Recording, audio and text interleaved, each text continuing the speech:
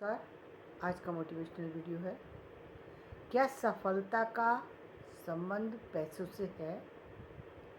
तो मैं कहूँगी हाँ, निश्चित रूप से सफलता का संबंध पैसों से जुड़ा हुआ है। सफलता आप पूरे संसार में देख सकते हैं। सफल व्यक्ति कौन सा है?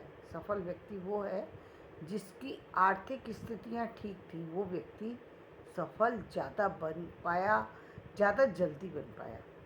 लेकिन स्टार्टिंग में हर व्यक्ति की आर्थिक स्थितियाँ अच्छी हों, ऐसा बिल्कुल देखने में नहीं आता। कुछ लोगों की हो सकता है कि आर्थिक स्थितियाँ अच्छी हों, लेकिन ज़्यादातर लोगों की या ज़्यादातर बच्चों की हम कहें तो आर्थिक स्थितियाँ अच्छी नहीं थी। बच्चे हम इसलिए कह रहे हैं क्योंकि 15-16 साल से लेकर 25 साल तक का बच्चा ही होता है। वो एक युवा होता है, एकदम नई ऊर्जा से भरा पूरा इंसान होता है, जो कि आगे बढ़ना चाहता है। तो जीवन में सफलता की हासिल करने के लिए लोग कहते हैं पैसे पर मत बल दो। कोई कहता है कि अपने जो माता पिता कह रहे हैं आप उस काम को चुनो। कोई अलग अलग लोग अलग अलग तरह की राय दे रहे होते हैं। लेकिन समझने वाली बात यह है कि जीवन के किसी भी उम्र के पड़ाव में आप हैं, पैसे का महत्व तो हमेशा था, है और रहेगा। क्यों रहेगा? क्योंकि संसार में होने के बाद तो पैसे का महत्व तो बहुत बढ़ जाता है। वैसे तो सन्यासी व्यक्ति को भी पैसे की ज़रूरत पड़ती है, लेकिन सन्यासी व्यक्ति फिर भी कहीं ना कहीं भूखा रह कर के अपना जीवन चला सकता है। या फिर वो ये भी मानता है कि मेरा जीवन चले ना चले, वो उसकी सोचने की एक अलग स्थिति है और आपके सोचने की अलग स्थिति है।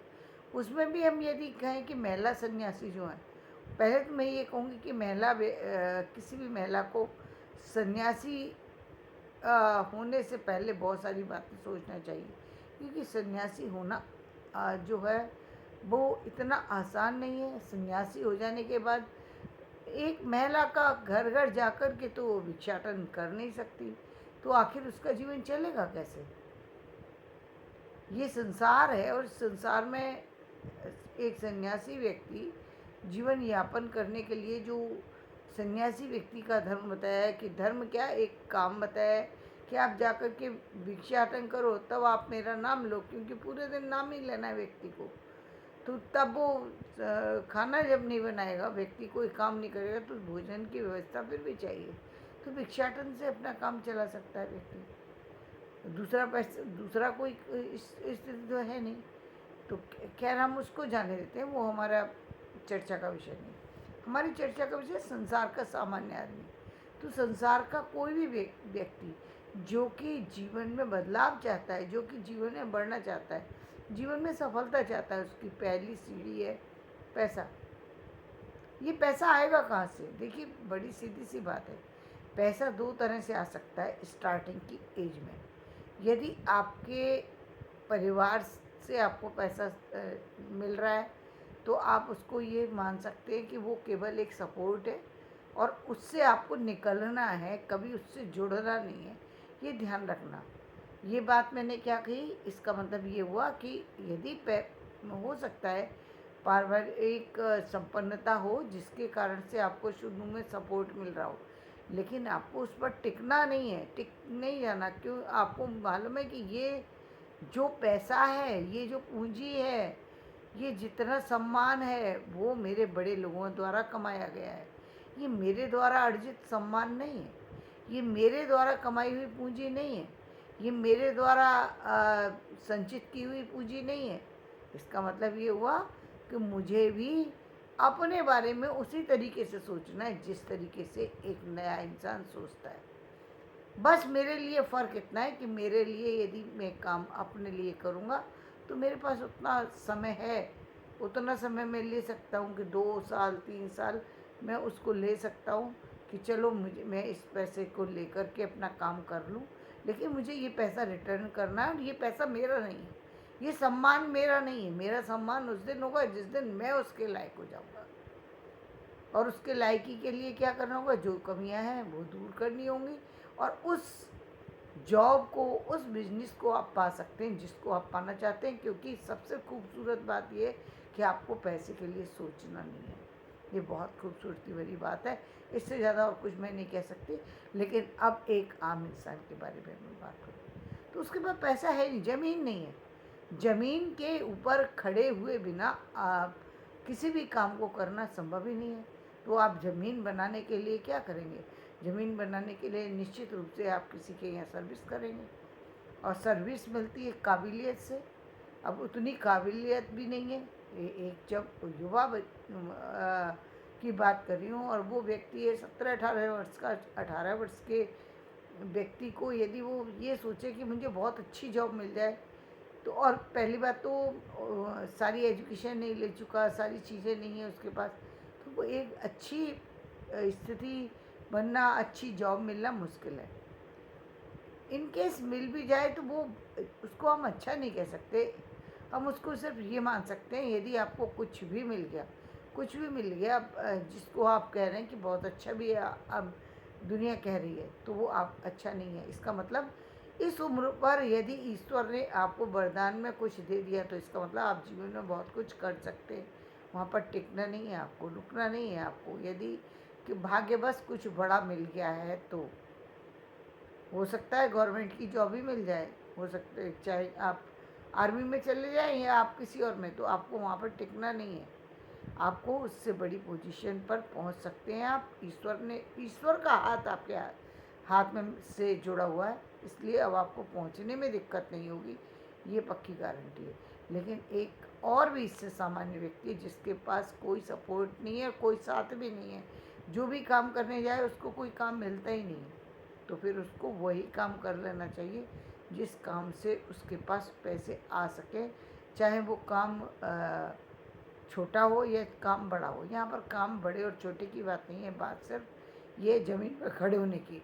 और ज़मीन पर खड़े होने के लिए पैसे की आवश्यकता होती है, क्योंकि आप चाहे आप किसी कोर्स की पढ़ाई करना चाहें, चाहे आप अपना बिजनेस खड़ा करना चाहें, चाहे आप अपने परिवार को फलते फूलते देखना चाहें, किसी के लिए भी पैसे की बहुत बड़ी आवश्यकता होती है। और संसार में संबंध बनाने के लिए तो सबसे अधिक पैसे की आवश्यकता है। इस संसार में संबंध बनते ही पैसे पर है।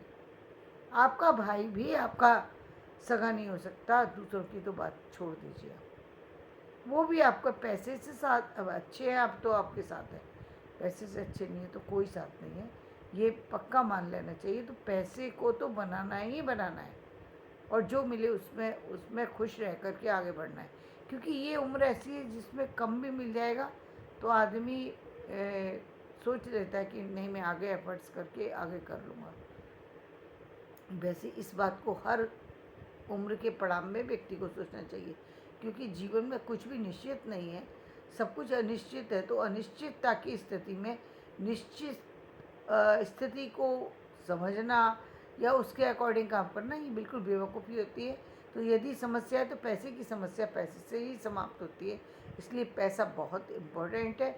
फिर जो परिस्थिति में जो भी मिले उसको सहज स्वीकार कर लेना चाहिए और फिर आगे बढ़ना चाहिए, क्योंकि उस समय की स्थिति आपको उसी काम को करने को बाध्य कर रही है। ये किसी भी समय के जीवन के किसी भी पड़ाव पर ऐसी स्थिति आ सकती है, या कभी कभी आ जाती है, दोनों चीज़ें हैं। और जो लोग इस तरीके की स्थिति में पढ़ना नहीं चाहते, वो लोग तो शुरू से लेके बहुत सजगता के साथ जीवन जीना चाहिए। यानी सबसे बड़ी आवश्यकता क्या है? पहली पैसे की आवश्यकता, पैसे के बाद सबसे बड़ी आवश्यकता क्या है कि आपकी मूलभूत साधन जो हैं वो, उनको पहले बनाने की आवश्यकता। तो मूलभूत साधन क्या है? पहले घर बनाएंगे भाई, घर घर एक छत, अपने द्वारा बनाई हुई छत हो, इससे बड़ा कोई सुख नहीं हो सकता, क्योंकि आपके द्वारा बनाई गई है वो छत। वो छत का जो सबसे बड़ी है वो उसका निर्माण आपने किया है, ये बहुत बड़ी बात होती है।